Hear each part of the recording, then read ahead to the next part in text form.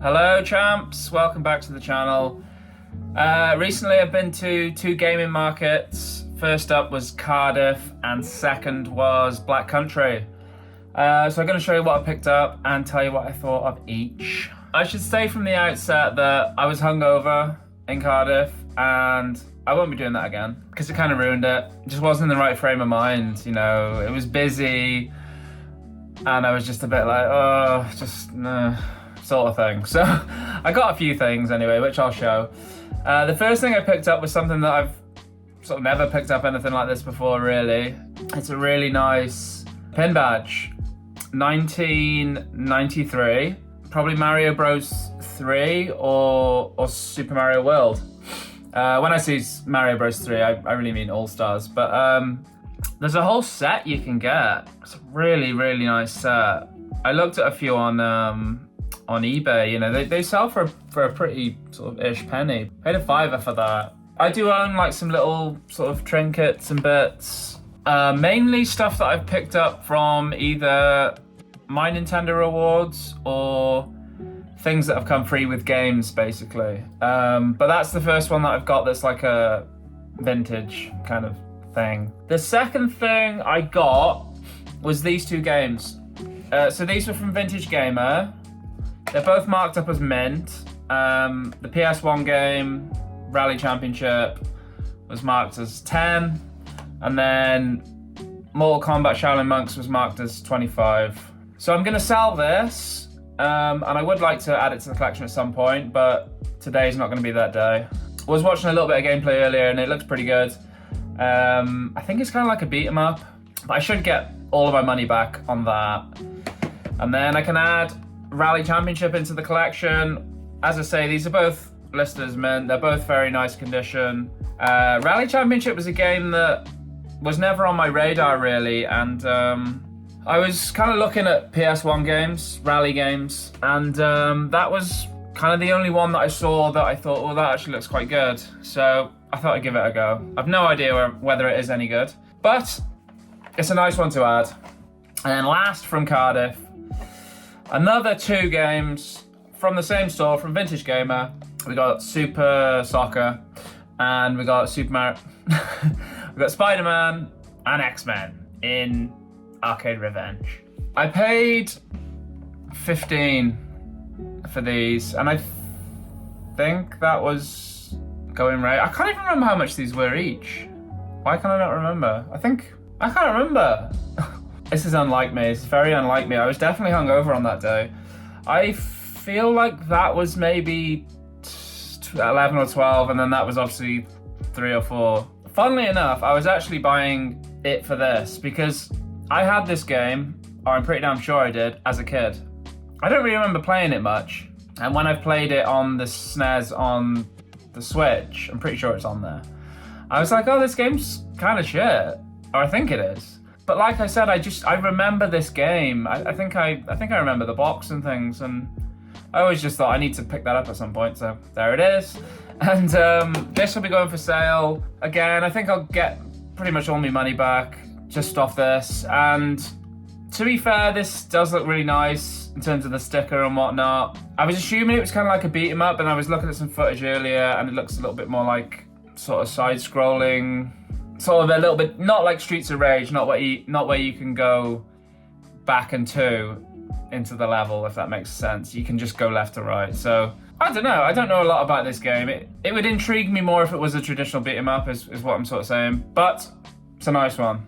That's Cardiff. My review of Cardiff is, I can't really give an honest review because I wasn't in the right headspace, but I would say it was, you know, what I expected really. I didn't think it was going to be big, and it wasn't. It was kind of like, I don't know, a few rows, let's say. And because of like the quantity of people, X amount of people per table, and that resulted in just looking at the back of people's heads a lot of the time, basically. There's a lot of sort of waiting around trying to get to a stall, so it wasn't the best, but it just was what it was. That was Cardiff.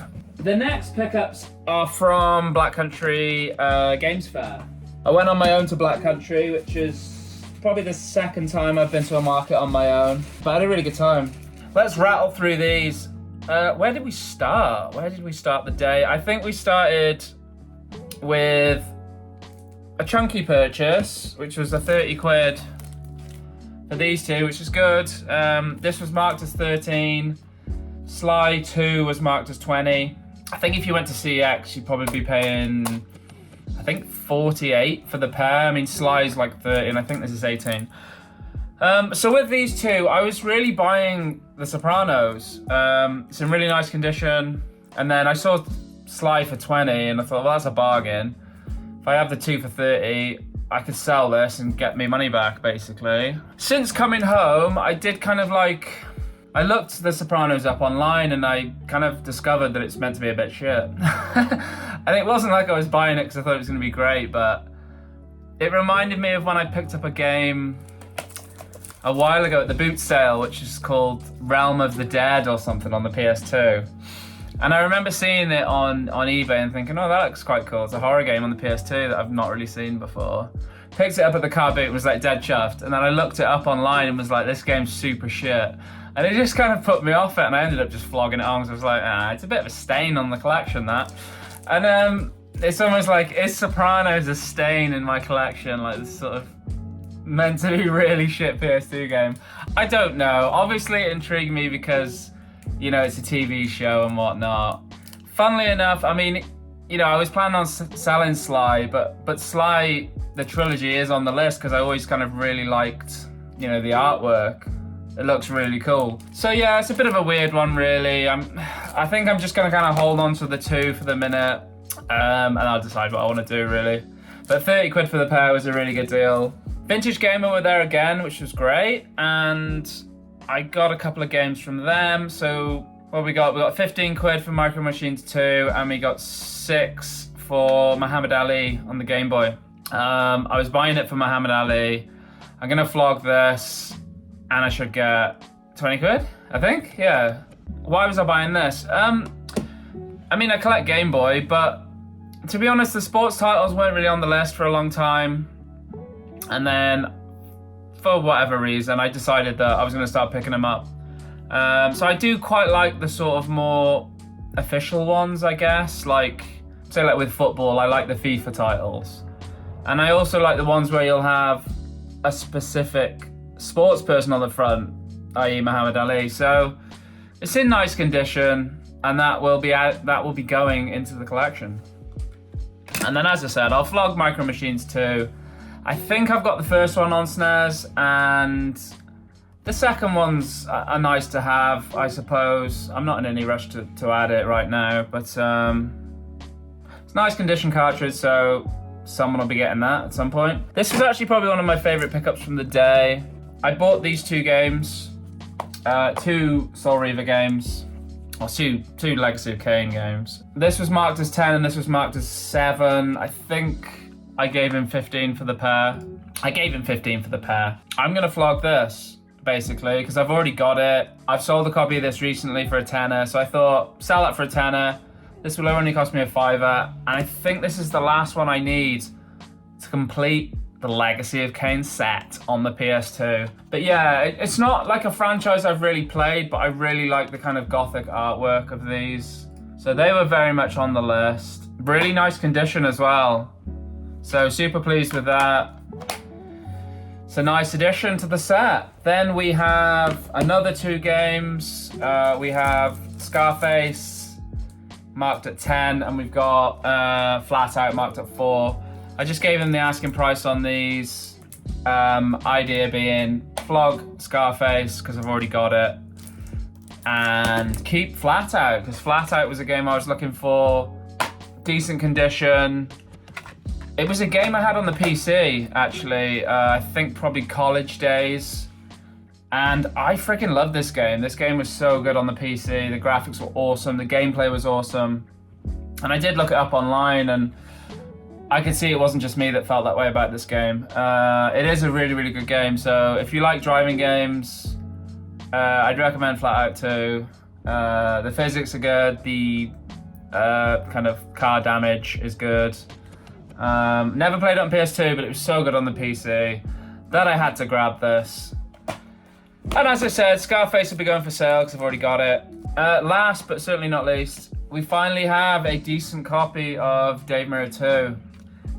I bought this off Tutor UK and he very kindly offered it me for half price. It's marked up at 2 and he said I'll take it for £1, so thank you very much, sir. That's very kind of you. Been looking for this for a while and I was always kind of looking for a nice condition copy.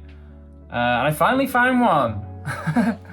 So yeah, I'm chuffed with that. I used to play Dave Mirra back in kind of college days, I suppose, and they're good games to be fair, so yeah, chuffed to finally have it. And then the last thing I do have a retro repair bear as well, but it's somewhere, it is somewhere, but there is the retro repair bear card as well. So I did meet a few tubers when I was there. I met Retro Bear, which was really nice to have a chat with him. I saw Retro Games Revived, Sean, and I had a chat with him. And then obviously I saw UK and I saw, I can't say saw tonight, and I saw Eddie Rollercore.